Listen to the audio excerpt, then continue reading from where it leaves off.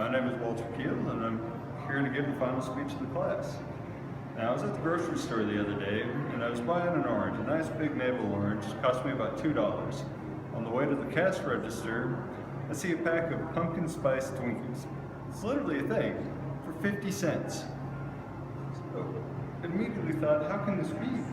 How can I get 8 Twinkies for the price of 1 orange?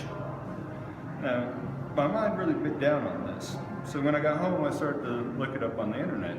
And I came across some information from author Michael Pollan, who makes a career about writing about American food supply. And he noted that basically added sweeteners and added fats had gone up by 20% in price since 1980, while the price of fruits and vegetables had gone up by 40% in that same time frame. So again, it made me think, how can that be? With more research, I found that the answer is actually quite simple. The Farm Bill actually controls the prices of crops, which in turn controls the prices at the grocery store. But sadly, the Farm Bill itself is not so simple. So let's begin by taking a look at the Farm Bill.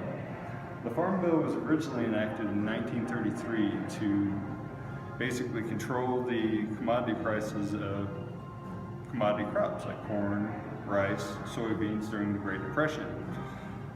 Now, every 4 to 5 years, the Farm Bill comes up for revote, basically to re-up and be reinstated. Now, every time this happens, more and more legislation gets added. So it's really become this complex thing.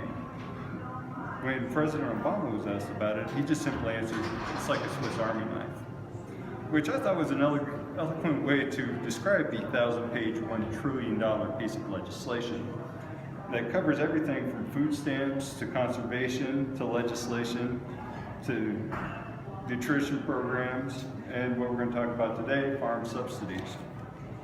Now, the Farm Bill's been in place for 83 years, and still over half of all of its subsidies go to commodity crops like corn and rice. Even though these commodity crops only take up about 7% of America's farmlands, while fruits and vegetables, which the bill calls specialty crops, gets 14% of the subsidies, but yet it's grown on 66% of the farmland in America. So now that we know a little bit about the Farm Bill, let's look at its effect on the public. So I'm sure that we've all heard that obesity is near epidemic proportions in America. Now, I don't like to use fear tactics, but it should be noted that the National Institute of Diabetes states that 2 out of 3 adults are overweight.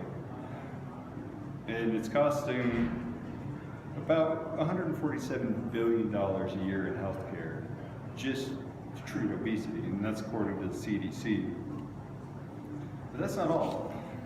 By the way the subsidies are structured, it causes a monocultural farm environment, which is really bad for the environment. It leads to soil depletion, erosion, increased water pollution from increased use of fertilizers, pesticides, herbicides, and also increased water consumption. So now that we've looked at some of the problems that it caused, how do we fix where we're at today?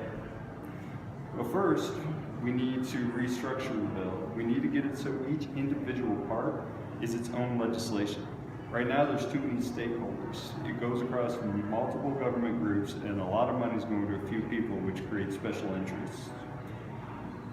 So to get it down to where the stakeholders are manageable, if you really want to make a change, we've got to simplify it. We've got to break it down into its individual parts. And once we've done that, then we need to look at how we can structure the farm subsidies to make it so nutritious, delicious food is available for the masses and also benefits the greatest number of farmers, and at the same time protects our lands for future generations.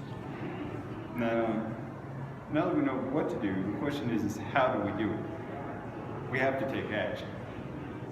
As I've already mentioned, special interest groups are already in Washington. They have no reason to make any change. They're getting paid to keep it as it is. We need our own voices. We need to educate ourselves and use our own opinions and our own voices to reach out to local and national representatives, let them know what we want, why we want it. And on top of that, we can work with advocacy groups that want the same things. Because what's stronger than one voice? Many voices. But it's up to us to make a change to secure nutrition and land for the future. And I hope we all at least will look into it. Thank you all for your time, and thank you all for your help this semester.